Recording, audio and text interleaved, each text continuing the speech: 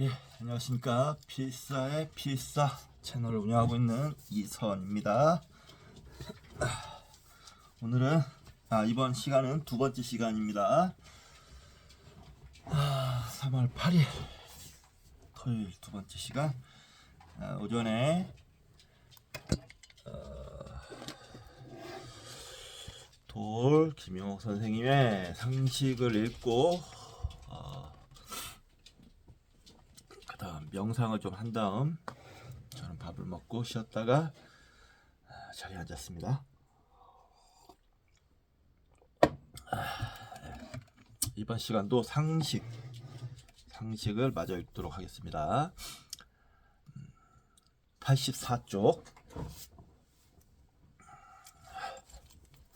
당군의 해석.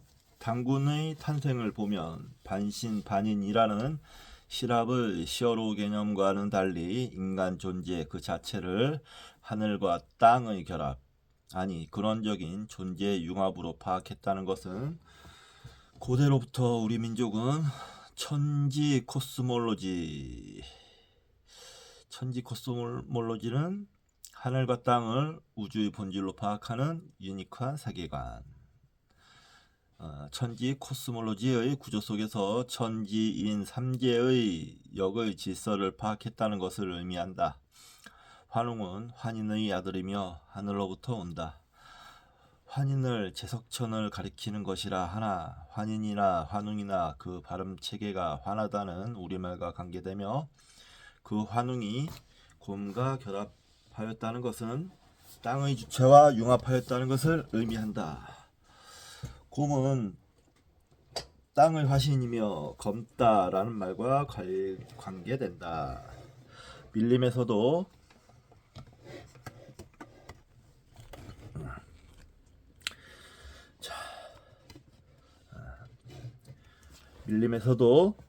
호랑이는 곰을 이기지 못한다. 그런데 이 곰이 쑥과 마늘을 먹고 사람이 되었다는 사실은 오늘날까지도 한국인의 식탁의 주체가 마늘을 떠나지 못한다는 것, 그리고 떡과 같은 부식이나 약재, 건강치료법 등등 쑥이 가장 중요한 소재로 쓰인다는 것은 우리 민족의 삶의 양식을 나타내고 있다. 환웅이 풍백, 우사, 운사를 거느리고 내려왔다는 것은 이미 고조선 초기부터 풍요로운 농경 생활이 운영되고 있었다는 것을 의미한다. 그러니까 상당히 문명이 진척된 사회였다는 것이다. 그 외로도 주곡, 주명, 주병, 주형, 주선악이 있었다 했는데 이것은 곡식을 관장하고 인구를 주관하고 의료를 담당하고 경찰 업무를 담당하고 인간세의 도덕 윤리를 관장하는 5부서가 있었다는 의미로도 해석될 수 있다. 고조선의 강역은 광대하여 만주 전역이 거의 포섭되며 동해로는 동해바다, 서쪽으로는 북경에 가까운 난하, 북으로는 흑룡강 밖에까지 미쳤고 남으로는 청천강에 이르렀다.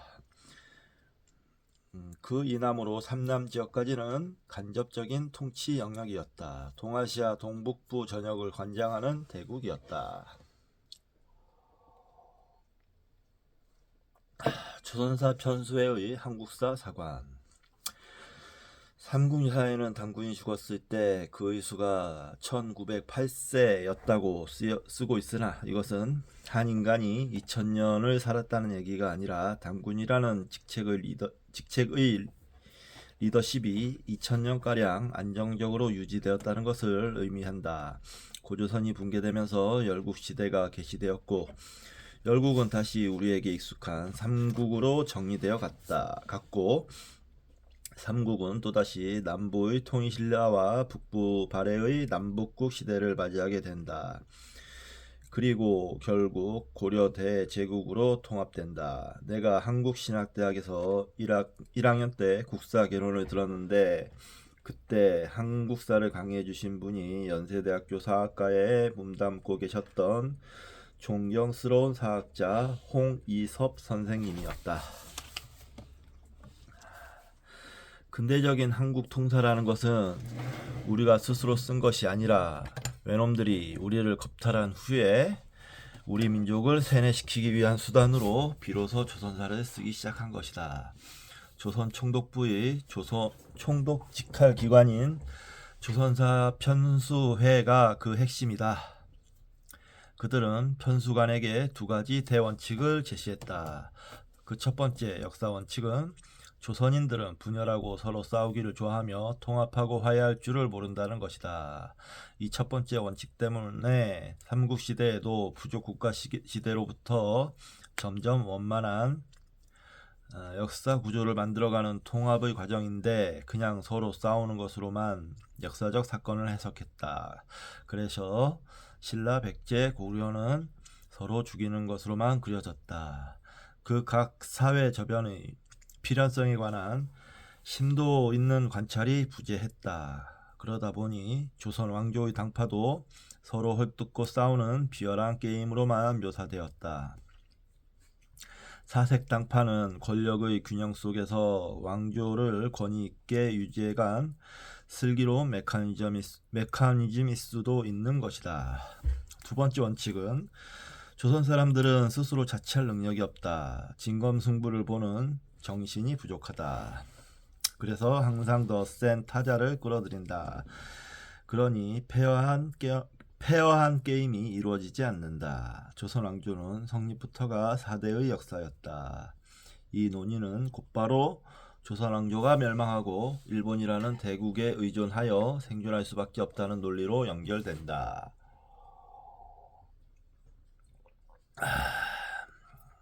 나는 지금도 홍이섭 선생님의 강의를 생생하게 기억한다. 내 인생에서 개발성이 가장 컸던 위대한 강의였다. 애처롭게도 구멍탄 독가스의 유명을 달리하셨을 때 나는 눈물을 펑펑 쏟으며 울었다.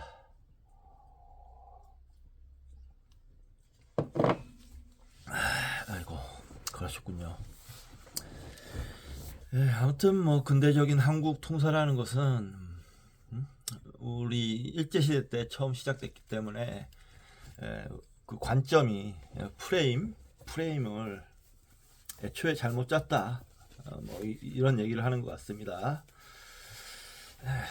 동의합니다. 그 프레임을 좀 더 다각적으로 긍정적으로 해석할 수 있는 그런 프레임으로 바뀌어야 된다고 생각합니다. 너무 아직도 우리나라 그런 게 남아 있는 것 같아요. 뭐 너무 우리 민족 하면 나약하고 분열자라고 뭐 강대국에 빌부터 살고 뭐 이런 식의 관점이 프레임이 아직 짜여 있는 것 같아요. 그런 거를 좀 해소해 나갈 수 있도록 좋은 역사책도 많이 나오고 우리도 그 역사책을 꾸준히 읽어야 되겠습니다.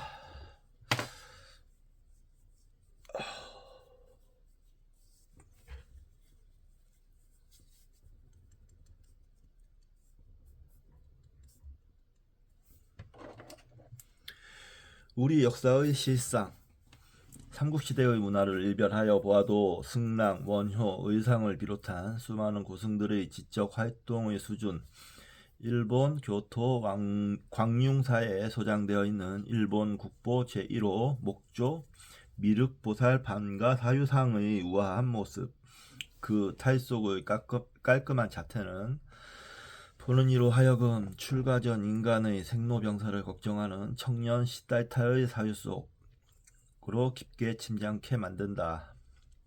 이 보살상은 전체가 조립 없는 통나무로 이루어져 있으며 그 제재가 일본에는 시기한 적송이다. 이 작품은 우리나라에 현존하는 금동사유상과 흡사하다는 점 등등으로 미루어 신라에서 제작된 완제품이 일본에 선물로 간 것으로 추정된다. 나라켄 범융사에 보존되어 있는 백제관음 입상도 목조 작품인데 그 슬림한 자태는 세속의 모든 욕망을 깎아내버린 듯한 탈속의 극치를 나타낸다. 실존 철학자인 야스퍼스는 교토에 왔을 때 이 작품을 대하고 충격을 금치 못했다.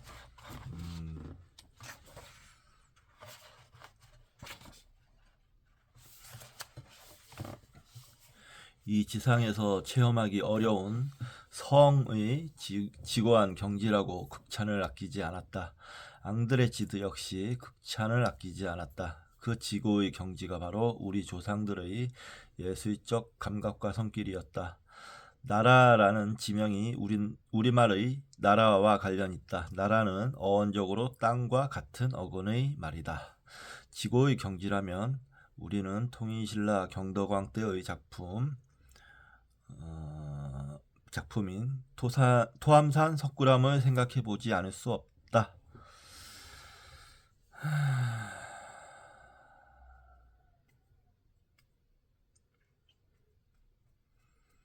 이 토암산 석굴암은 보통 751년 김대성에 의해 창건되었다고 하나 한 사람에 의하여 일시에 만들어졌다고 볼 수는 없는 작품이다. 네.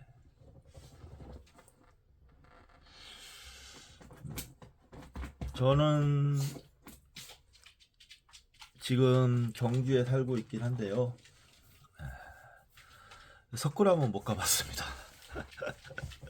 석굴암은 못 가봤고, 일로 와. 하나, 둘. 석굴암을 모조해 놓은 곳은 가봤습니다.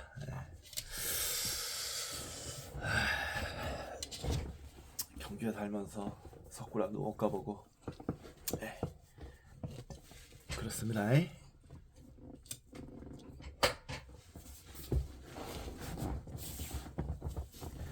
토암산의 뜻은 숨을 토해내고 또 들이마신다는 의미다. 백두대간이 일직선으로 뻗어 내려간 낙동 정맥의 끝자락에 위치한 토암산은 여체로 비유하면 척추의 끝자리에 해당되며 질구에서 기를 뿜어내고 또 들어 마시는 생명의 개벽을 의미한다. 개사전에 문을 닫는 것을 곤이라고 하고 문을 여는 것을 일컬어 건이라고 하는데, 한 번 닫으면 한 번 열리는 데 따라 우주의 다양한 변화가 일어나고 토함의 왕래가 끝이 없으니 그것을 일컬어 통이라고 한다라고 했으니, 바로 토암산의 석굴암 자리야말로 개벽의 문호여 구군이 형통하는 자리라 할 수 있다.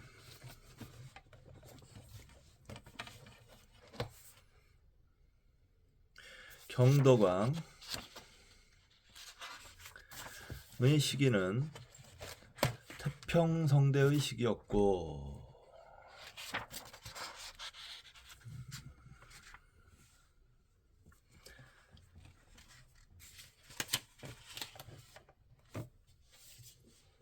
원효와 같은 대석학이 통일의 사상적 기초를 다진 토양 위에 건립된 문명의 개화 시기였다. 나는 토암산의 기운을 불과 9살 때 쐬었다. 엄마, 아버지, 두 누나와 함께 가족여행을 갔던 것이다. 새벽에 어두컴컴한 토암산 고갯길이 얼마나 걷기 어려운 길이었는지 지금 생각해도 목구멍에 숨이 차오른다. 당시 불국사에서 토암산 정상에 이르는 고갯길은 끊임없이 올라갔다 내려갔다 지그재그로 굴곡지어진 미로였다. 나의 할머니는 매사에 단호하고 지적 호기심이 강하신 분이라 불국사에서 1박을 했지만 우리를 새벽 2시에 깨웠다. 그리고 채비를 차리고 새벽 햇살이 좋을 듯하니 이런 기회를 놓칠 수 없다 하고 우리 걸음을 재촉하셨다. 나는 어릴 때는 좀 비리비리하긴 했으나 걷는 것은 자신이 있었다. 늦가을 새벽 추위에 엄마 주먹에 감추어진 내 고사리 손을 따라 걷고 또 걸었는데, 그때 나의 느낌으로는 얼마나 고갯길이 원망스러웠는지 모른다. 그때는 가로등이라는 것이 없었다. 어둠 속에 별빛에 비치는 저 고개만 넘으면 석굴암을 만나리라 하면서 부지런히 엄마 고무신을 따라갔는데 매번 희망은 절망으로 바뀌었다. 또다시 새로운 고갯길이 뻗어 있는 것이다. 수십 번의 절망을 거쳐 토암산 정상에 올랐지만 너무 일찍 올라왔기 때문에 컴컴한 허공과 광활한 바다를 채운 검푸른 바다 물결 세찬 파도만이 우리를 기다리고 있었다. 엄마는 잘 올라왔다 하시면서 석굴암은 반드시 일출 이전부터 기다렸다 보아야 한다고 말씀하셨다. 그때는 석굴암은 버려진 폐찰과도 같았다. 석굴은 자연 그대로 노출되어 있었고 일체의 전실 같은 것이 없었다. 그리고 석굴암을 지키는 절도 없었다.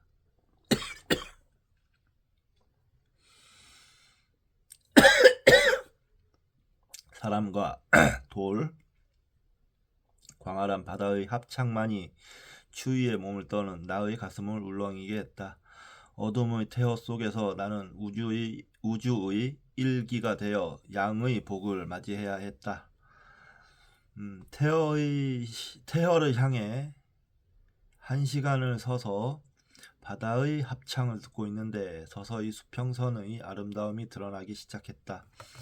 현묘한 어둠 위에 옅은 푸른기가 덮이기 시작하면서 수평의 아래로부터 작은 크리스마스 트리 불빛과도 같은 햇살의 점등이 수평선을 장식하기 시작했다. 그러다가 하늘과 땅이 갈라지듯 허공과 바닷물이 이별하는 듯 갈라지는 틈 사이로 수없는 나타라자들이 햇살의 춤을 추기 시작했다. 그러더니 크리스마스 트리의 불빛과도 같은 점등이 점점 모여 방한 전등만 해지더니 드디어 그 수평선의 형광을 따라 중앙으로 모여지기 시작하더니 찬란한 햇살이 온누리에 퍼지기 시작했다. 그때였다. 나의 어머니는 우리에게 소리쳤다. 이제 그만 바다를 보지 말고 뒤를 돌아보아라.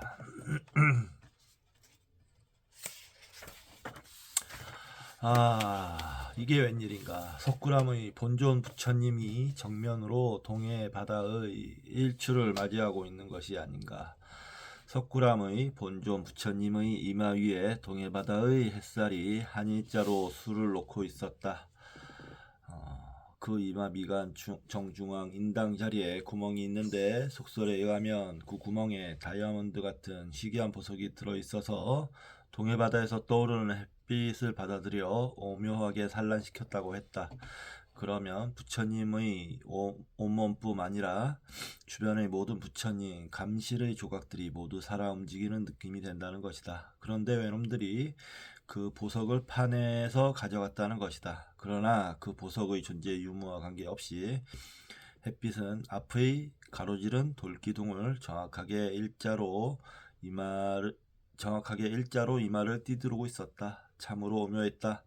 어떻게 그 광활한 천지간에 햇살이 부처님의 이마를 때리는 그 포인트를 찾았으며 또 그것이 어김없이 부처님의 이마를 비추도록 천지 공간을 디자인할 수 있었단 말인가.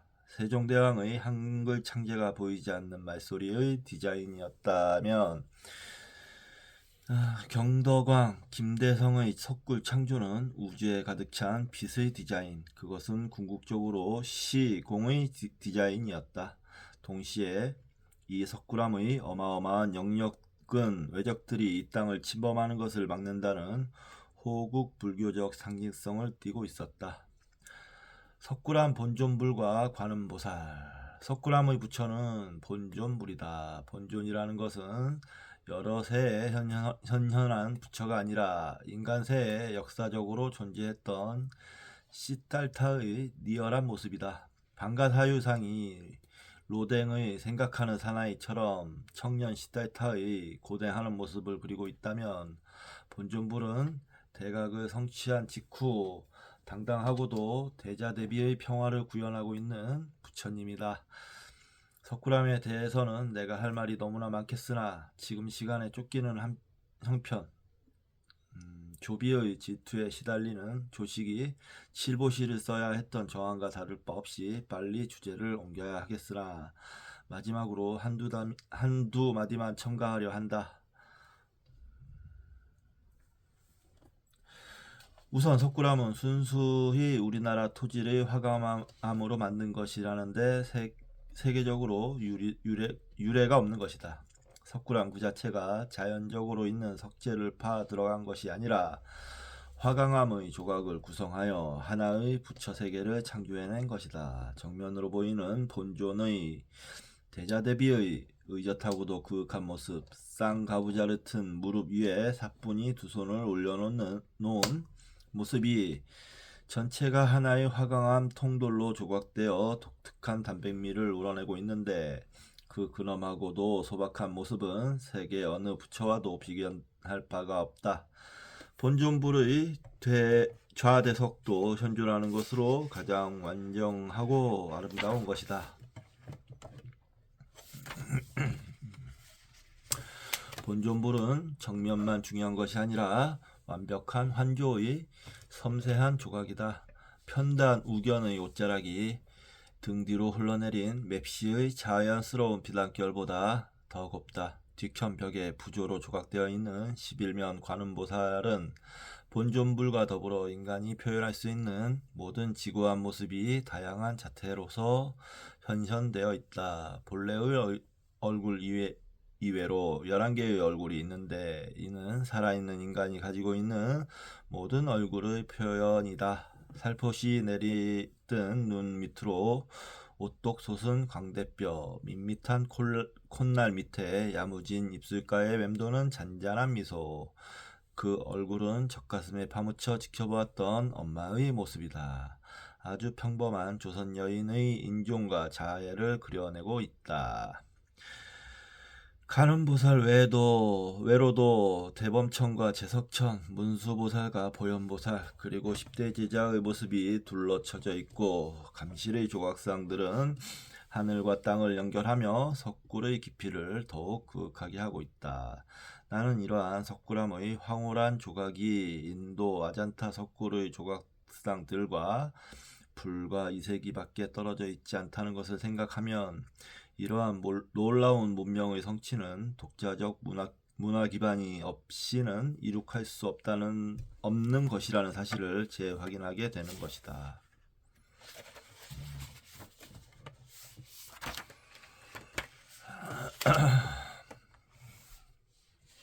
고인돌과 고조선. 나는 전라도 농가에 마구 뒹굴고 있는 거대한 돌덩어리들, 이름도 역사도 없는 듯이 보이는 고인돌을 정교한 석굴암의 예술과 동일한 차원에서 볼 수 없는 사람은 불이 난 사람들이며 역사를 논할 자격이 없다고 생각한다. 우리나라는 고인돌의 나라이다. 이집트에 가서 기자의 피라미드를 쳐다보면서 그 장대함에 경악하는 사람들이 자국에도 그를 초월하는 거성 문화가 있다는 것은 상상을 하지 못한다.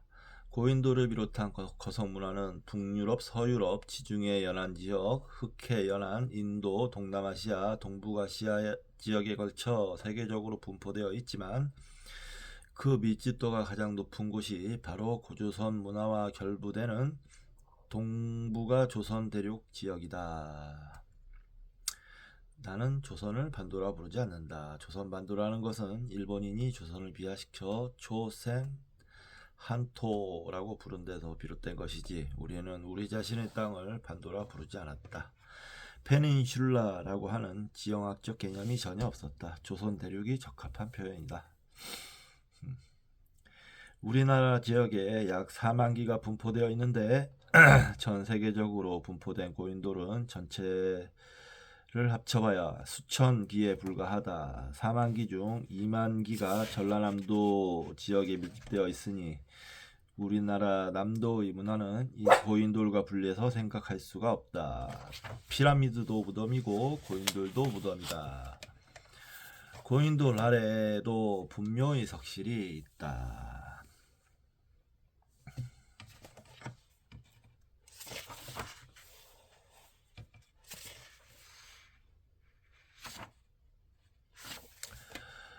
우리나라 대부분의 고고학 발굴자들은 분묘히 발굴해서 금관이나 돈이 될 만한 이색적인 것이 나오면 그 자리에 역사적 의미를 부여하지만 그런 굉장한 부장품이 나오지 않으면 전혀 해석을 가하지 않는다. 그리고 고인돌 하면 청동기 시대라고 그냥 시대적 국한성에 획일적으로 귀속시킨다. 고인돌에서 대단한 유물이 나오지 않는다는 것 자체가 그 고인돌 무덤을 만든 사람들의 사회문화 의식이 우리가 생각하는 시간 의식과 다르지 않다는 것을 읽어내야 할 것이다. 전남 화순 해남에 가면 어마어마한 고인돌 군집이 있지만 더 극적인 장면은 창녕에 가면 어마어마하게 거대한 고인돌을 만날 수 있다. 수백 톤에 달하는 이 거석을 운반하는데 그 거리가 멀 경우 1,000명에 가까운 일꾼이 동원되어야 한다. 하여튼 엄청난 인력을 소요하는 작업인데 우리는 그 작업을 감행하는 공동체의 하부 구조에 관하여 놀라운 추론을 하지 않을 수 없다. 고인돌 사회는 인력이 매우 풍요로운 사회였다는 것이다. 창녕에는 그토록 거대한 돌이 산마루 를 따라 7개나 북두치성의 형태로 놓여 있었다고 했다. 석굴암이 우주의 토함의 길을 디자인했다면 창녕의 고인돌을 배치한 사람들도 하늘과 땅을 연결하는 오묘한 가뭄의 디자인을 하고 있었다고 보아야 한다. 분명 누구의 죽음을 기념하기 위하여 만든 거석이지만 그 계급적 하이어라키를 과시하기 위한 설치물이 아니었다는 것이다. 족장과 서민 사이에 엄격한 상하 질서가 있었던 것도 아니고 부족회의는 매우 민주적인 절차를 통해서 공동체의 문제 상황을 의논했을 것이다. 전라남도의 고인돌을 보면 작고 큰 것이 계급적인 서열이 없이 배열되어 있다. 그리고 아무개가 더 절대적인 권력을 소유한다는 의식이 없다. 창녕의 고인돌도 일인들이 조선을 강점한 후 도로에 깔기 위해서 다 깨버렸다고 한다. 참. 동네 사람들이 사정하여 하나를 남겨두었다고 한다. 창녕 사람들에게는 그 고인돌이 단순한 돌멩이가 아니라 역사와 프라이드를 간직한 역사적 의미체였던 것이다.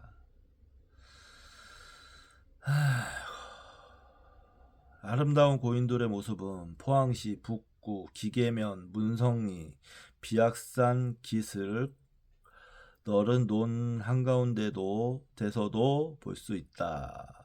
요 동네에서 가깝습니다. 기계면 하면 근처인 것 같은데요.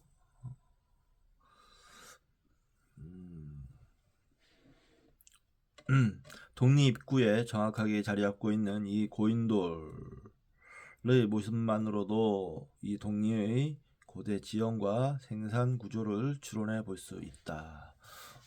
그렇군요. 여기를 한번 가봐야 되겠어요. 경북 포항시 문성리 고인돌 사진도 있네요. 쌀의 기원은 동남아가 아닌 한강 상류. 우리는 쌀의 원산지를 보통 남방의 동남아 지역으로 알고 있는데 그것은 우리가 흔히 안남미라고 부르는 장립뼈의 경우에 해당될 수는 있을지 몰라도 우리가 보통 쌀이라고 부르는 단립뼈의 재배 기원은 한강 상류의 남한강 유역과 금강 상류 유역이라는 것이 입증되었다. 청원군 소로리 벽시 여기는 이제 남한강 상류와 금강 상류의 발원지 구석기 시대에 동굴 유적이 집중되어 있다고 합니다. 벽시는 BC 1만여 년 전의 것으로서 지역적으로 그리고 시기적으로 고립된 현상이 아니라 지역적으로 확산되고 시기적으로 지속되어 새로운 시대를 연 단립뼈 재배 농업 혁명의 씨앗이 된 것임을 알 수 있다. 쌀 농사가 고조선의 하부 구조를 튼튼하게 만들었다는 것을 알 수 있다. 쌀 농사는 남방에서 유입되어 온 것이 아니라 자체로서 계시된 농업혁명임을 알 수 있다. 공자는 고조선 문명을 의식하고 살았다. 논어 공야장 6장에 재미있는 에피소드 하나가 실려 있다. 공자께서 말씀하셨다. 나의 도가 실현될 수 있는 기미가 이 동쪽의 여러 제후국의 현실 속에서는 보이지 않는구나. 에헤라 모르겠다. 뗏목이나 타고 망망대해를 흘러가 볼까? 이런 상황에서 나를 따라다니는 놈은 자로 하나일 거야. 자로가 이 소리를 듣고 몹시 기뻐하였다. 맞아. 신명을 다해 공자님을 모실 사람 나밖에 더 있으려고. 공자께서 자로가 기뻐하는 순진한 모습을 보고 이렇게 말씀하셨다. 유는 용맹을 좋아하는 것은 분명 나를 뛰어넘는다. 그러나 자로는 사리를 헤아리는 바가 좀 부족하다. 자로, 그의 이름은 유. 자로는 공자의 측근 제자 중에서 나이가 제일 많다고 해야 할 것이다. 자로는 공자보다 9살 연하이다. 증자의 아버지인 증석이 3살 연하라고는 하나 공자의 제자로 말하기에는 그의 아이덴티티는 공자 학단의 분위기에서 좀 벗어나는 인물이다. 증자 문인들이 증석을 무리하게 공자의 훌륭한 제자인 것처럼 띄어 올려 놓았다. 그런데 비하면 자로는 노나라 변 땅의 유협, 의로운 협객, 유협으로서 학문에 대한 향심이 깊었고 의리가 있어서 공자의 충복 노릇을 했다. 공자가 자로를 제자로 둔 후에 한 유명한 말이 있다. 내가 자로를 얻게 된 후로는 아오득유 내 귀에 험담이 사라지게 되었다. 악언 불물 어이 자로의 주먹이 공자를 든든하게 지켰다는 얘기다. 자로는 깡패였고 방외인이었고 협객이었다. 그러나 그가 공자의 문화에서 인격의 트랜스포메이션을 일으키는 과정이 공자 시대에 선비가 만들어지는 한 전범이다. 자로가 없으면 논어는 재미가 없어진다. 안회가 공자의 데미안이었다면 자로는 공자의 분신이었다. 자로에게 있어서 공자는 절대적인 존재였다. 자기에게 무엇이라 하든 절대적인 존경과 충성을 바쳐야 할 우뚝선 태산이었다. 그리고 공자에게 있어서 자로는 더 없는 삶의 위로였다. 자로는 고난의 동반자이자 영감의 원천이었다. 이러한 두 사람의 관계를 잘 드러내주는 드라마틱한 내면의 영적 대화가 이 장면을 구성하고 있다. 우선 숭부부우해라는 구문을 정확히 해석해야 하는데 그 앞에는 도불행이라는 말이 있다. 도불행이란 공자가 꿈을 꾸던 이상적 정치가 행하여질 수 있는 기회가 올 것 같지 않다는 탄식이다. 도가 행하여질 수 없겠구나. 도가 행하여지지 않고 있구나. 이와 같은 탄식은 그의 열국 주유 시기 말기의 탄식일 것 같다. 그러한 절망감에서 다음의 바다 이야기가 접속되고 있다. 나무목변의 부는 뗏목이며 제대로 항해의 기능을 갖춘 배는 아니다. 그러니까 구체적인 항해의 결의를 가지고 하는 얘기는 아니다. 동경이나 소망을 나타내는 말일 것이다. 승부는 뗏목에 올라타의 뜻이다. 다음에 본절이 나오는데 그 해석이 여러 갈래로 나뉜다. 그러나 그 뜻은 명료하다. 부해는 바다에 떠있고 싶다라고 해석되는데 떠있다라는 것이 그냥 바다에 둥둥 떠있고 싶다는 카오스적 열망을 나타낸 것인지 뗏목을 타고 바다 건너 어딘가로 가고 싶다는 이상적 신천지에 대한 동경과 포부를 나타낸 것인지에 관해서는 해석의 자유이지만 조선의 식자들은 상동 사람인 공자가 바다 건너에 대한 동경이 있다면 그것은 고조선 밖에는 있을 수 없다고 생각했다. 이러한 상황에서 데려갈 사람은 자로밖에 없다고 말한 것은 도가 행하여지고 있지 않은 중원의 실정에 비추어 바다 건너 조선에서 새로운 정치를 펼치고자 한다면 나를 도와줄 수 있는 사람은 자로밖에 없다는 자로에 대한 신뢰감을 표명한 것이다. 이와 비슷한 맥락의 말을 전하는 대화가 자 한편에도 실려 있다. 이 대화는 공자의 소망을 그리는 내러티브로부터 시작된다. 자욕 거구이 공자는 구이 지역에 가서 살고 싶어 하셨다. 우리는 이라 하면 오랑캐 이라고 훈을 다는 습속 때문에 이에 대한 중원 사람들의 그릇된 편견을 그냥 수용하기 쉽다. 그러나 이는 동북아 대륙에 사는 사람들을 일반적으로 부르는 이름이요. 그것은 큰 화를 잘 다루는 사람들이라는 의미를 지닌다. 우리 민족이 활솜씨가 탁월하다는 것은 예로부터 정평이 있었다. 구이라는 것이 중원을 벗어난 다른 코스모스에 있는 열국을 합친 나라를 총칭하는 개념으로 본다면 그것은 고조선을 가리키고 있다고 볼 수 있다. 숭부부회처럼 중원의 좁은 울타리를 벗어난 세계에 대한 동경, 자신의 도를 펼 수 있는 새로운 세계에 대한 모험의 가능성을 여기서도 구이라는 말로 표현하고 있다.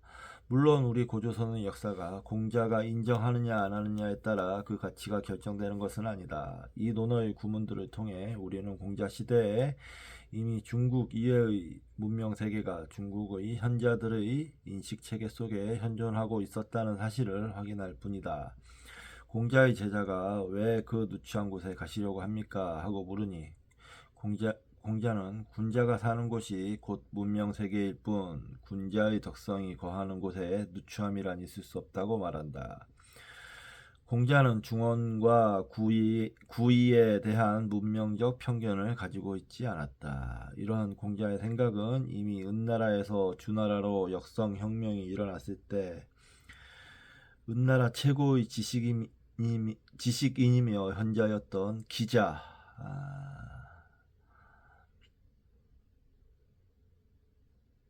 기자는 중국 고대의 헌법이라고 말할 수 있는 홍범구주를 주나라 무왕에게 논술했다. 그렇구나. 기자가 조선으로 왔다는 사태에 근거하고 있다. 이 한마디는 사마천 사기의 송미자 세가에 나온다. 무왕에게 기자가 홍범구주를 가르치자 무왕은 기자를 조선에 봉하였고 그를 신하로 대하지 않았다. 삼국유사도 이 비슷한 뉘앙스의 문장을 올리고 있으나 당시의 진정학적 모든 사실을 봉합하여 볼 때 기자가 온 것은 무력을 대동한 것도 아니요 일족의 소수가 온 것인데 기자가 조선 전체를 지배했다는 식의 주장은 천부당 만부당한 것이다. 그렇다고 기자 조선의 존재 사실을 거부할 것만도 아니다. 기자와 같은 대현인이 나라가 바뀌어 봉지를 잃고 있을 곳이 없었기 때문에 조선에 와서 기탁할 곳을 구하자 난하 동부 유역에 작은 터전을 마련해 주었던 것이다.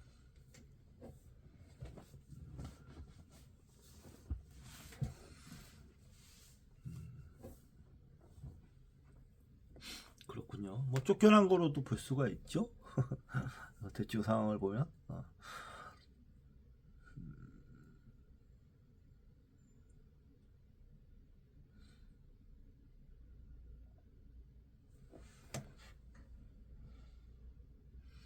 이것은 이미 기원전 11세기에 중원권역 밖에 중원과 대등한 세력을 지니는 대제국이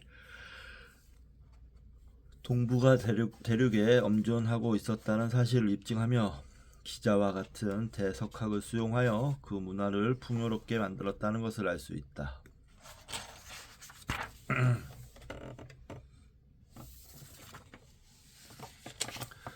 고려의 국경, 조선의 국경은 서간도, 북간도를 넘어선다. 우리가 알고 있는 고려의 국경은 매우 잘못 축소된 넌센스의 소산이다. 청나라 때의 강희제가 중국에 와 있던 프랑스 선교사들에 명하여 실측에 의거한 정확한 중국 지도를 만들게 했다.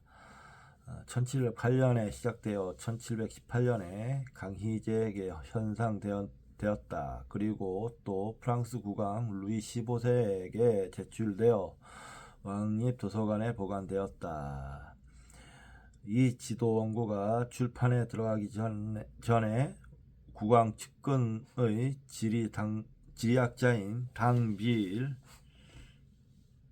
약간의 수정을 가하여 42장의 일반 지도를 만들었다. 이것이 당빌의 새 중국 지도이다. 이 지도에는 조선과 청나라의 국경선이 명료하게 표현되어 있다. 그런데 조선의 북방 경계선이 압록강과 두만강보다 훨씬 북쪽으로 올라가 있으며 지금 북간도, 서간도라 부르는 대부분의 지역을 조석의 강역으로 규정하고 있다. 이것은 18세기 초의 사실인데 고려시대의 영토가 고려장성 이남의 5도 양계에 국한된다는 것은 아무리 생각해도 어색하다. 오늘 우리가 생각하는 지명이 요동이나 만주 땅에도 공통으로 쓰이고 있을 뿐 아니라 지명의 비정 자체가 매우 유동적이라는 사실을 항상 염두에 두어야 한다.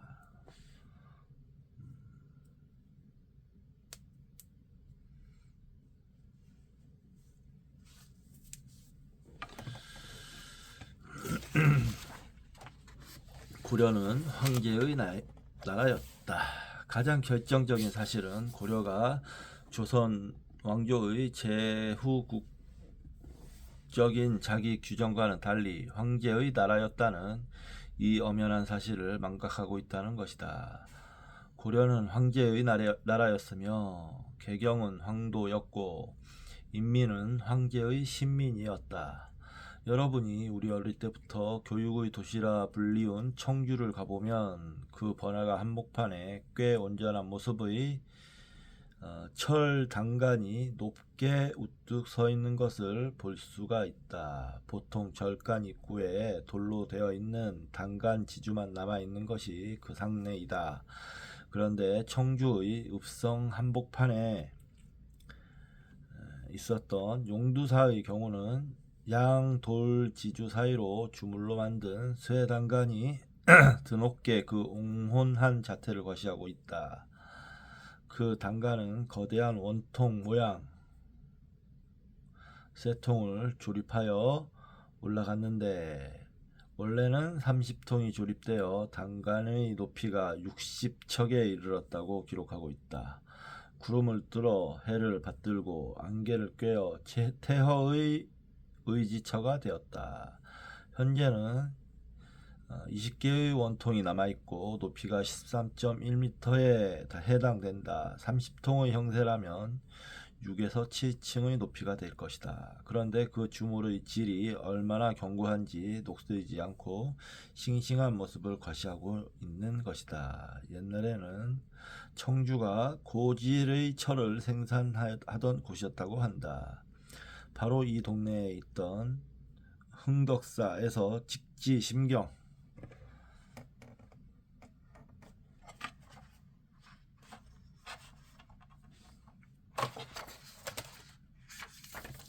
이라는 경전이 세계 최초의 금속 활자로 인쇄되었다는 것도 결코 우연만은 아닐 것이다. 목판 인쇄에서 금속 활자로의 이행은 결코 어려운 발상의 전환이 아니다.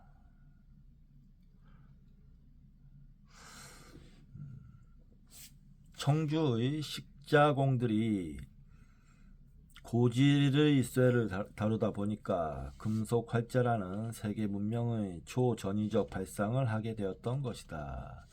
이것은 모두 고려라는 나라가 얼마나 대단한 인류 문명의 리더였던가를 말해준다.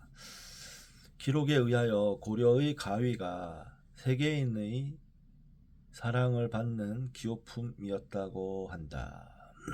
얘기가 좀 빗나갔는데 용두사 철단간을 언급한 이유는 바로 아래서 세 번째 철통에 이 거대한 철단간을 만든 소위원과 그 건립 과정과 그 과정에 참여한 사람들의 이름과 명예에 해당되는 주지 스님인 석주 대덕의 시가 주물주조로 양각으로 돋아 있는데 바로 그 마지막 줄에 이 단간을 주성한 시점이 명료하게 기록되어 있다는 것이다. 그런데 우리의 궁극적 관심을 끄는 것은 준풍이라는 연호를 썼다는 것이다.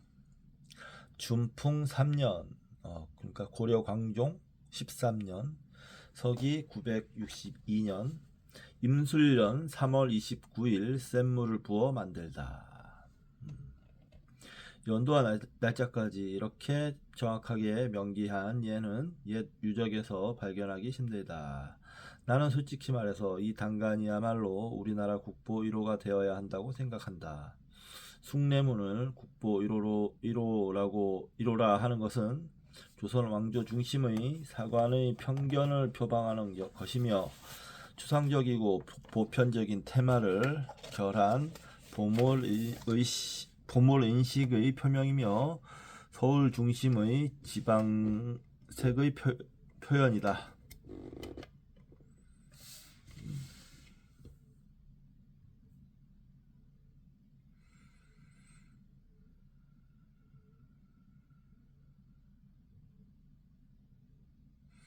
연호를 쓴다는 것은 시간의 창조이며 역사의 시작이며 주체성의 표현이다.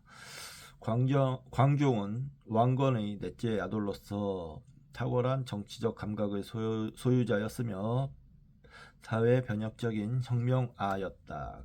그가 시행한 노비양건법, 노비를 해방시키는 법입니다. 노비양건법은 호족의 기반을 무너뜨리며 중앙집권적 왕권을 강화시켰다. 후주에서 귀화한 쌍기의 등용과 과거 제도의 실시도 고려 사회의 합리적 기반을 다지는 혁신적 사업이었다.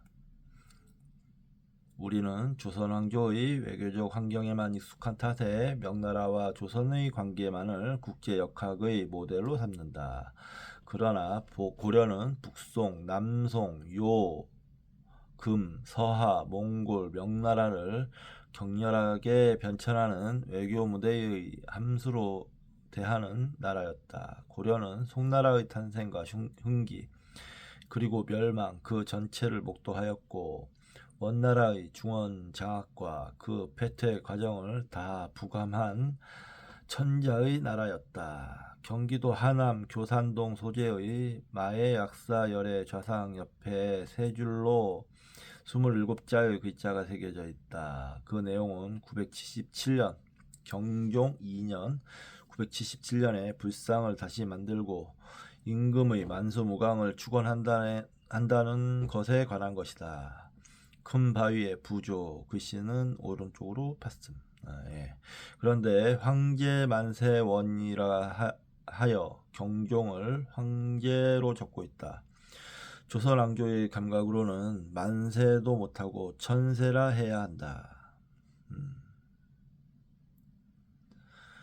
경종은 앞서 말한 광종의 맏아들이며 광종의 과격한 호족 제거 광풍 속에서 호족들의 반발 또한 거센 팽팽한 분위기에서 왕위를 물려받았지만 초기부터 호족들의 복귀를 허락하며 민심을 달래었고 전시과를 마련하여 토지제도의 혁신적인 변환을 꾀한다. 광종의 혁신정치의 기본 노선을 잘 밀고 나갔으며 발해의 유민 수만 명을 받아들였다. 그만큼 사회가 안정되어 있었다는 것을 의미한다.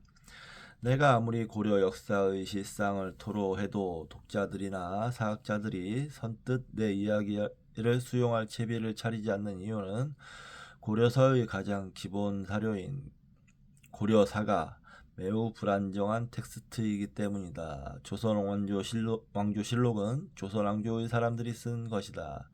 그런데 고려사는 황제국 고려의 사람들이 쓴 것이 아니라 제후국으로 자처한 조선의 역사가들이 쓴 것이다. 이것은 매우 불행한 조건이다. 고려의 역사는 고려를 패망케 한 신흥 세력의 붓질에 의해 그 알파 오메가가 다 구성되었다. 아유, 아빠 다리 아프다. 정균이 내려가. 아빠 다리 아프다. 고려사의 문제점. 고려사의 최초 원고는 역성혁명의 가장 중심축을 이루는 사상가인 정도전에 의하여 집필되었다. 태조 이성계는 건국 직후인 태조 원년 10년에 정도전에게 전대의 역사를 편찬할 것을 명한다. 태조 4년 정월에 정도전 정총은 37권의 고려 역사를 편찬하여 진상하였는데 그것이 이른바 고려국사라고 이름하는 역사책이다. 그런데 불행하게도 이 책은 오늘에 전하지 않는다. 그러나 이 책은 당대에 이미 많은 논의를 불러일으켰다. 개찬의 논의가 일어나는 과정에서 문제된 주제는 첫째, 고려는 역사적 사료가 풍부한 나라였는데 매우 제약된 사료에 의거하여 기술하였으므로 내용이 극히 소략하고 빠진 사실이 너무 많다. 둘째, 사실에 대한 필삭과 인물에 대한 포편이 공정치 못해 오류가 많다. 셋째, 유교적이고 사대적 역사관에 따라 참의의 사실, 참의의 사실이라는 것은 황제의 나라로서의 언행을 말합니다. 참의의 사실을 낮춰버리는 바람에 당시의 진정한 사실을 메모시켰다는 등등의 것이었다. 둘째로 지적된 인물에 대한 포편이라는 것은 설명이 필요하다. 고려국사는 사마천의 사기의 역사 기술 방식에 의거하여 편년체가 아닌 기전체라는 서술 방식을 취했다. 봉기와 열전이라는 것인데 그 열전은 선정된 모든 사람의 개별 정기를 쓰는 것과도 같다.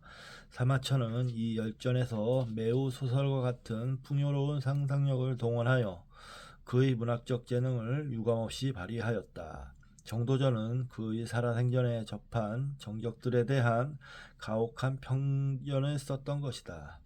자신의 주관에 의하여 역사적 한 인간의 삶에 대한 포편이 공정치 못했던 것이다. 뭐니 해도 가장 큰 문제는 셋째로 지적된 참의라는 주제인데 정도전은 고려가 황제의 나라라는 사실을 참월로 간주했던 것이다. 참월이란 분수를 뛰어넘음이라고 되어 있습니다.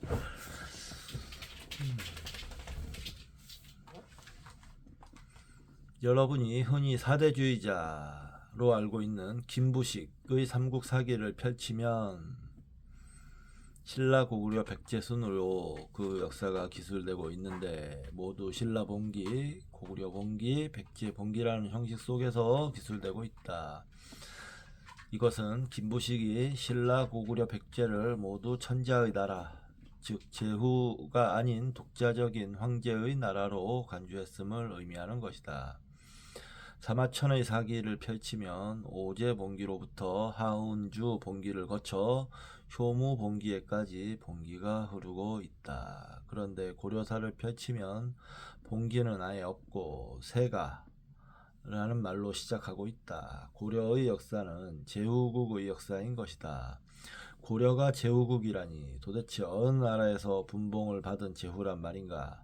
송나라가 인간 역사에서 태어나기 이전부터 엄존했던 나라이고 그 장구한 500년의 역사를 통해 수많은 나라의 역사의 견제 속에서 당당한 주축을 이루었던 안정적 나라였던 고려를 제후국이라니 도대체 말이 되는가?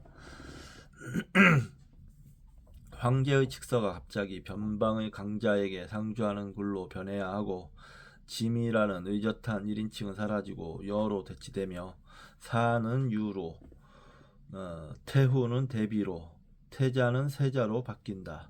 아무리 조선조에 충성을 바치는 사관이라 하여도 이런 식의 왜곡을 그냥 수용할 수는 없었다. 가장 끔찍한 사례는 세가에서조차도 우왕과 창왕은 신돈의 아들이라 하여 정식으로 등극의 절차를 밟는 임금임에도 불구하고 세가의 조종 반열에서 빼버리고 양인을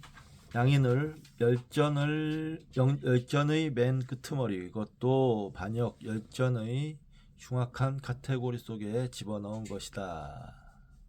따라서 세가에서 황당하게도 공민왕에서 공양왕으로 이대를 건너뛰어 직접 연결되고 있다. 생각해보라. 사서의 백미, 전사사 중의 하나인 후한서에도 여태후 봉기를 독립적으로 설정하였고 신당서 구당서에도 즉천무후를 봉기의 제도로 설정하지 아니하였던가.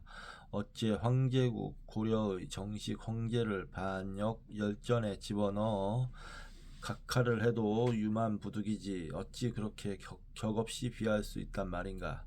정도전이 이론과 지략을 갖춘 혁명가임에는 틀림없으나 개인적 감정의 호호 때문에 고려라는 위대한 문명을, 그것도 같은 민족일진데 같이 절하하는 것은 조선 건국의 명분을 정당화하기 위한 것이라 해도 사실의 왜곡이요, 사가로서의 삼봉은 이제 정도전인 호입니다. 삼봉의 옹졸함을 나타내는 것이다. 조선왕조 태조 4년에 고려 국사가 진상된 후부터 그 책은 악서로 규정되었고 정도전이 몰락한 이후부터는 개찬의 소리가 격렬해졌다. 이후 정종, 태종 시대를 거쳐서 고려 국사에 대한 찬정 작업이 이루어졌으나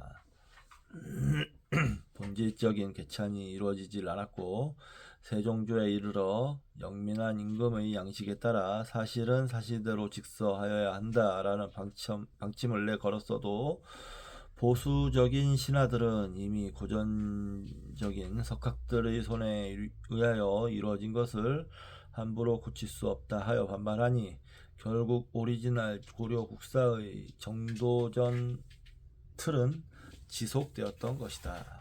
세종은 신하들의 개수 작업을 수용하기에는 차마 범할 수 없다는 심정으로 계속 미루었다. 결국 세종 생전에 고려사는 완성되지 못하였다. 문종 때도 완성되지 못하였고 단종 2년 10월에 이르러 정인지의 이름 아래 인쇄 발표되었다. 역사는 사실의 나열이 아니라 사실의 착종이다. 고려는 고려사로 인하여 빛나기도 하지만 너무도 리얼리티에서 떨어진 모습으로 우리의 해석을 기다리고 있다. 나는 송이섭 선생이 수유리 강의실에서 창밖의 푸르름을 바라보시면서 하시던 말씀이 생각난다.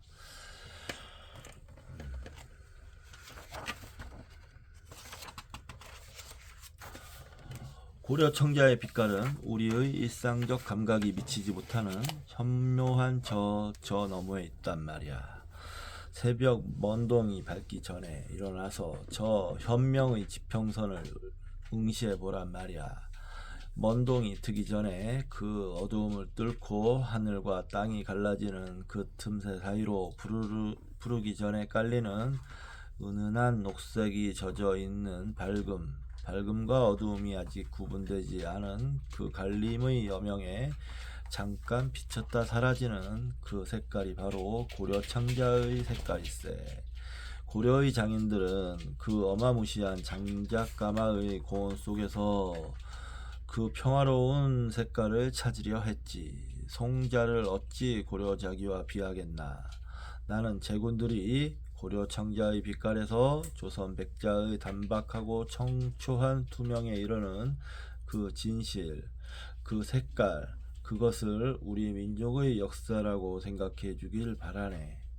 해석된 사서의 찌꺼기 속에서 역사의 진실을 만나기는 어렵다는 것, 그것을 기억해 주기 바라네.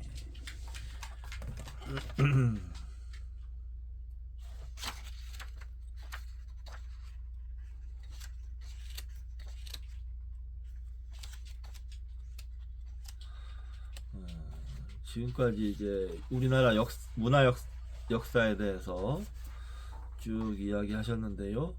이게 우리나라의 그러니까 상식, 우리나라가 기반한 상식이란 거겠죠. 그 다음에는 이제 팔만대장경, 뭐 이제 훈민정음 뭐 이런 거가 계속 나오는 것 같습니다.